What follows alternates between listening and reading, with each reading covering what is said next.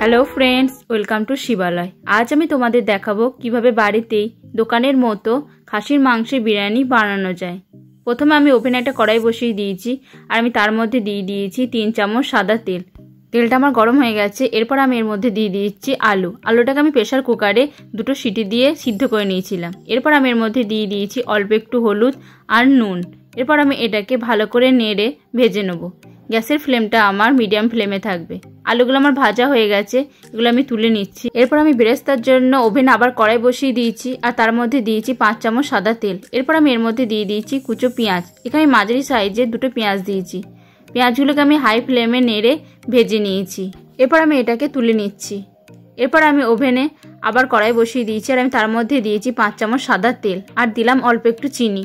চিনিটা আমার লাল হয়ে গেছে। এরপর আমি এর মধ্যে দিয়ে দিচ্ছি কুচো পেঁয়াজ। এখানে আমি মাঝারি সাইজে 2টো পেঁয়াজ দিয়েছি। এবার পেঁয়াজটাকে আমি লো ফ্লেমে নেড়ে একটু ভেজে নেব।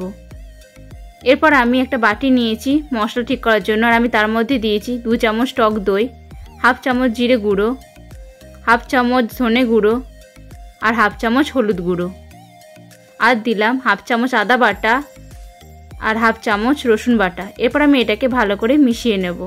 এরপর আমি এর মধ্যে অল্প একটু জল দিয়ে আবার আমি এটাকে ভালো করে মিশিয়ে নেব। এরপর আমি এর মধ্যে দিয়ে দেব হাফ চামচ বিরিয়ানি মশলা। আবার আমি এটাকে ভালো করে মিশিয়ে নেব। পেঁয়াজটা আমার লাল করে ভাজা হয়ে গেছে আর আমি মশলাটা এবার কড়াইয়ের মধ্যে দিয়ে দিচ্ছি। মশলাটাকে আমি ভালো করে নেড়ে নিয়েছি। এরপর আমি এর মধ্যে দিয়ে দিয়েছি খাসির মাংস। এখানে আমি 250 গ্রাম খাসির মাংস নিয়েছি। মাংসটাকে আমি প্রেসার কুকারে 2টো সিটি দিয়ে সিদ্ধ করে নিয়েছিলাম। এরপর আমি মাংসটাকে মশলাটার সঙ্গে ভালো করে মিশিয়ে নিয়েছি। এরপর আমি এর মধ্যে দিয়ে দিয়েছি হাফ চামচ নুন। আবার আমি এটাকে ভালো করে নেড়ে নিয়ে এর মধ্যে দিয়ে দিয়েছি 1 বাটি জল। এবার আমি এটাকে ভালো করে নেড়ে নিয়ে এটাকে আমি ঢাকা দিয়ে রাখবো মিডিয়াম ফ্লেমে 15 মিনিট।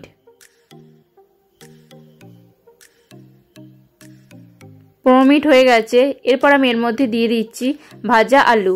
আবার আমি এটাকে ভালো করে নেড়ে নিয়ে এটাকে আমি আবার ঢাকা দিয়ে রাখবো লো ফ্লেমে 15 মিনিট।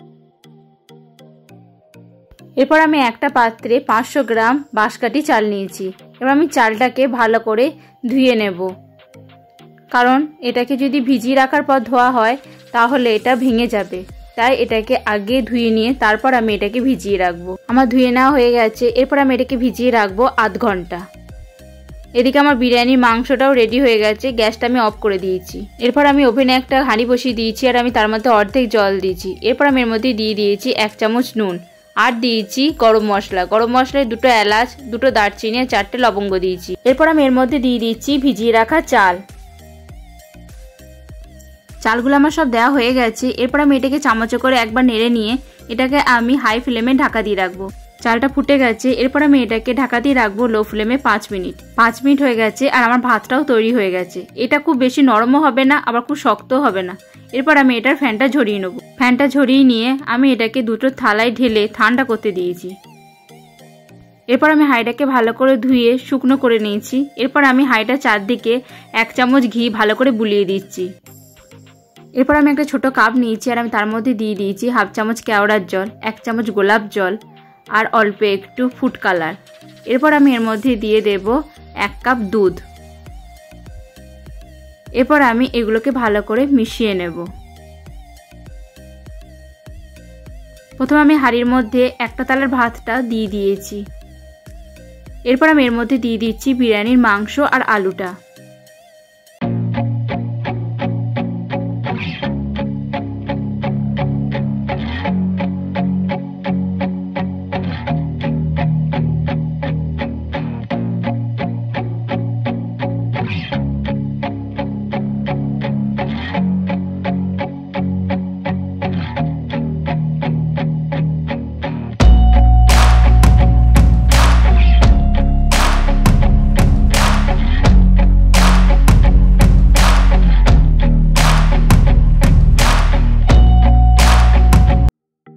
এরপর আমি এটাকে ঢাকা দিয়ে ওভেনে বসিয়ে দেব।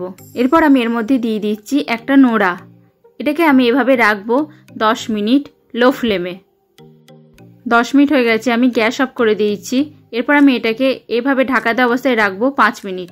5 মিনিট হয়ে গেছে, ঢাকা খুলে দিয়েছি। এরপর আমি এটাকে ভালো করে ঝাঁকিয়ে নিয়ে ভালো করে এটাকে মিশিয়ে নেব। তো এটা আমার ভালো করে মেশানো হয়ে গেছে আর আমার বিরিয়ানিও তৈরি হয়ে গেছে। আজকের রেসিপিটা তোমাদের কেমন লাগলো তোমরা আমাকে কমেন্টে জানিও। ভালো লাগলে লাইক কমেন্ট শেয়ার করে দিও। আর যারা এখন আমার চ্যানেলটাকে সাবস্ক্রাইব করনি তারা প্লিজ পাশে থাকা বেল আইকনটাকে ক্লিক করে দিয়ে আমার চ্যানেলটাকে সাবস্ক্রাইব করে দিও।